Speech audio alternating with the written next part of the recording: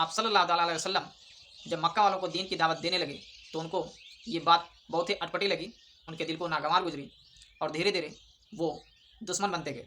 जब आप सल्लल्लाहु अलैहि वसल्लम देखें कि मक्का के तमाम लोग उनके दुश्मन होते जा रहे हैं, दुश्मनी करते जा रहे हैं और सिर्फ़ ये दुश्मनी आप सल्लल्लाहु अलैहि वसल्लम तक ही सीमित नहीं रही, आप सल्लल्लाहु अलैहि वसल्लम के ख़ानदान के और भी जो लोग थे, उनके साथ भी ये दुश्मनी जारी हो गई।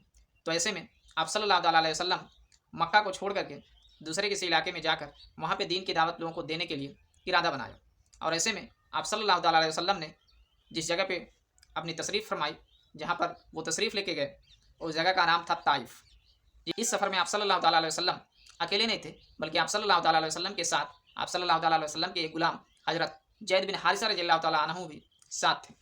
शहर ताइफ़ में बहुत रईस बड़े मालदार लोग रहते थे और इन रईसों में उमैर का जो ख़ानदान था, जो कबाइल था, वो इनका सरदार माना जाता था। ये लोग 3 भाई थे, जिनमें एक का नाम था अब्द-अल-लैल, दूसरे का नाम था मसूद और तीसरे का नाम था हबीब।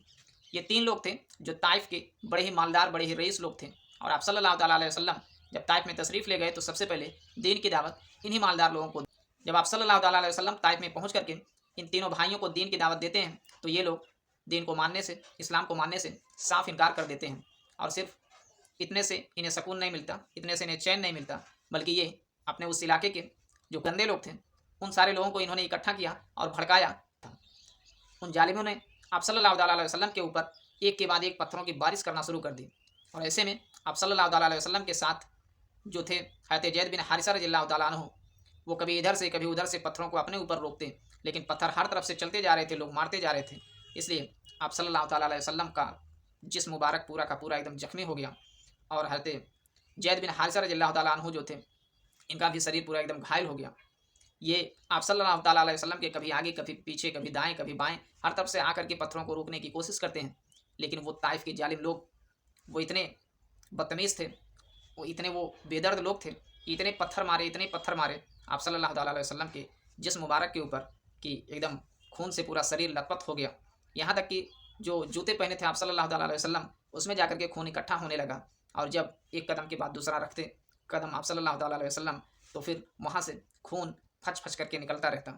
ये हालात हो गया, ये मंज़र हो गया और इन लोगों ने अपनी तरफ से एकदम भरपूर कोशिश की आप सल्लल्लाहु अलैहि वसल्लम को नुकसान में डालने की, नुकसान पहुँचाने की और उसके बाद जो हज़रत ज़ैद बिन हारिसा रज़ियल्लाहु तआला अन्हु थे, ये बचाव करते-करते ये खुद भी परेशान हो जाते हैं, खुद भी बहुत ज़्यादा ज़ख्मी हो जाते हैं।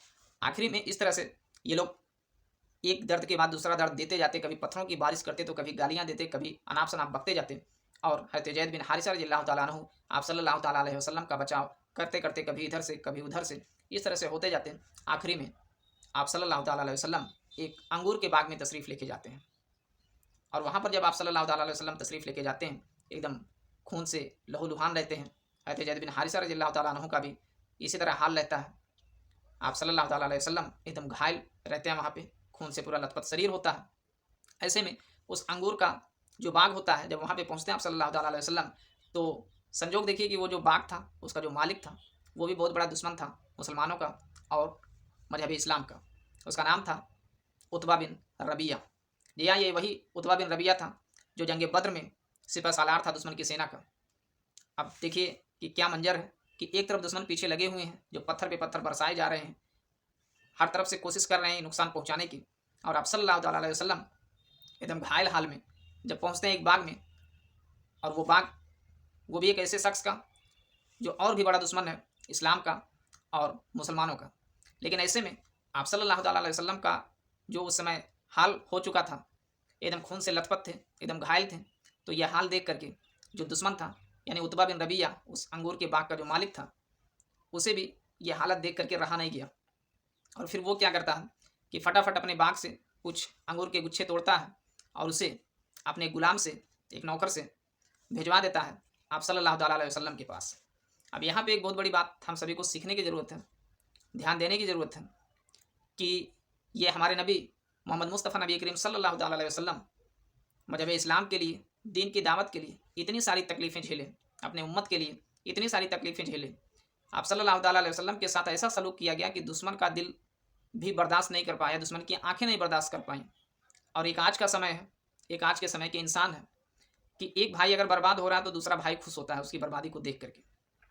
आज लोग ऐसे ही बस बिल्कुल कहे फिरते हैं कि मेरा इससे कुछ मतलब नहीं है, मैं क्या करूँ।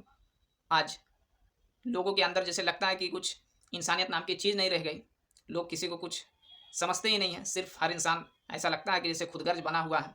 और एक वक़्त वो था कि आप सल्लल्लाहु अलैहि वसल्लम के ऐसे हालात को देख कर के जो दुश्मन था, कट्टर दुश्मन था, वो भी अपने आप को रोक नहीं पाया। और फिर उसके बाद कुछ अंगूर लेकर के एक गुलाम हाज़िर होता है आप सल्लल्लाहु अलैहि वसल्लम के पास। और जो गुलाम अंगूर लेकर के आता है, वो जब आता है तो अंगूर के बाग का जो मालिक होता है, वो ये कहलवा देता है कि अंगूर लेके जाओ और इसे ये कहना कि बिरादरी की कसम है कि इसे वो अंगूर वापस ना करें, इसको खा लें। और जब वो गुलाम आप सल्लल्लाहु अलैहि वसल्लम के पास उन अंगूरों को लेके पहुँचता है और फिर आप सल्लल्लाहु अलैहि वसल्लम जब उसे हाथ लगाने जाते हैं तो कहते हैं बिस्मिल्लाहिर्रहमानिर्रहीम। और जब ये अल्फाज आप सल्लल्लाहु अलैहि वसल्लम के ज़बान मुबारक से निकलते हैं तो जो वहाँ पे गुलाम होता है, जो अंगूर लेके पहुँचा होता है, उसे बड़ा ताज्जुब होता है और पूछ पड़ता है आप सल्लल्लाहु अलैहि वसल्लम से कि ये जो आप ज़बान बोल रहे हैं, ये तो यहाँ पे कोई नहीं बोलता, आप कौन हैं? आप सल्लल्लाहु अलैहि वसल्लम पूछते हैं उस गुलाम से कि वो कहाँ से है? तो गुलाम बताता है कि वो नैनवा का है। तो आप सल्लल्लाहु अलैहि वसल्लम कहते हैं कि अच्छा, वही नैनवा, मेरे भाई का शहर, हज़रत यूनुस अलैहिस्सलाम का शहर। अलैहिस्सलाम नबी थे और मैं भी नबी हूँ। जब ये बातें गुलाम सुनता है तो वो वहीं तुरंत कलमा पढ़ करके मुसलमान हो जाता है। और जो उस अंगूर के बाग का मालिक था, वो इस सारे मंजर को देख रहा था, सारे इस नज़ारे को देख रहा था और कहा कि लो, अब एक हमारे हाथ से भी आदमी निकल गया। सल्लल्लाहु अलैहि वसल्लम जब वहाँ से निकलते हैं और नखला में पहुँचते हैं, तो यहाँ पे जब आप सल्लल्लाहु अलैहि वसल्लम रात के समय कुरान मजीद की तिलावत कर रहे होते हैं, तो उस समय जिन्नों का एक गिरोह आके वहाँ पे पहुँचता है। और आप सल्लल्लाहु अलैहि वसल्लम से मिलने के बाद वो जिन्नों का गिरोह वो भी मुसलमान हो जाता है। ये गिरोह जब वापस जाता है तो जाकर के अपनी कौम को सारी घटना के बारे में ये बताते हैं, जो जिन होते हैं। और फिर ढेर सारे जिन बारी बारी से आकर के आप सल्लल्लाहु अलैहि वसल्लम से मिलते हैं और इस्लाम को कबूल करके मुसलमान हो जाते हैं। मकाम नखला में कुछ दिन तक रहने के बाद आप सल्लल्लाहु अलैहि वसल्लम हिरा में तशरीफ़ ले जाते हैं। इसके बाद आप सल्लल्लाहु अलैहि वसल्लम कुरैश के एक सरदार जिसका नाम था मुताम बिन अदी, उसके पास ये पैगाम भेजते हैं कि क्या वह अपनी सिक्योरिटी में आप सल्लल्लाहु अलैहि वसल्लम को ले सकता है।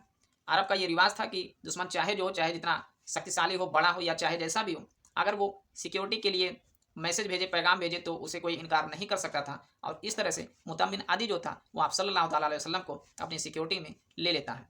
उसके बाद मुताम बिन अदी था वो अपने बेटों को सलाह देता है कि तुम लोग हथियार लगाओ और हरम में जाओ। और खुद मुताम बिन अदी जो था वो घोड़े पर सवार होता है और खुद आप सल्लल्लाहु अलैहि वसल्लम के पास जाता है और अपने साथ आप सल्लल्लाहु अलैहि वसल्लम को लेकर वहाँ पे आता है हरम काबा में। और वहाँ पर ऐलान करता है कि मैंने मोहम्मद सल्लल्लाहु अलैहि वसल्लम को पनाह दी है।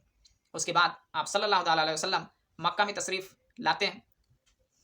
इसके बाद आप सल्लल्लाहु अलैहि वसल्लम वहाँ तशरीफ़ लाने के बाद वहाँ पर हज़रत अस्वद को बोसा देते हैं और वहाँ पर नमाज अदा करते हैं। ज़्यादा दिन बीत जाने के बाद एक बार हज़रत आयशा रज़ियल्लाहु तआला अन्हा आप सल्लल्लाहु अलैहि वसल्लम से पूछती हैं कि या रसूलुल्लाह सल्लल्लाहु अलैहि वसल्लम, क्या आपकी ज़िंदगी में मुश्किल दिन था जो जंग उहुद से भी ज़्यादा मुश्किल रहा हो आपकी ज़िंदगी में? तो आप सल्लल्लाहु अलैहि वसल्लम ये जवाब देते हैं कि हाँ, मेरी ज़िंदगी का सबसे मुश्किल भरा दिन, सबसे दुख भरा दिन वो दिन था जब मैं ताइफ में गया था, जब ताइफ के लोगों को दीन की दावत दे रहा था।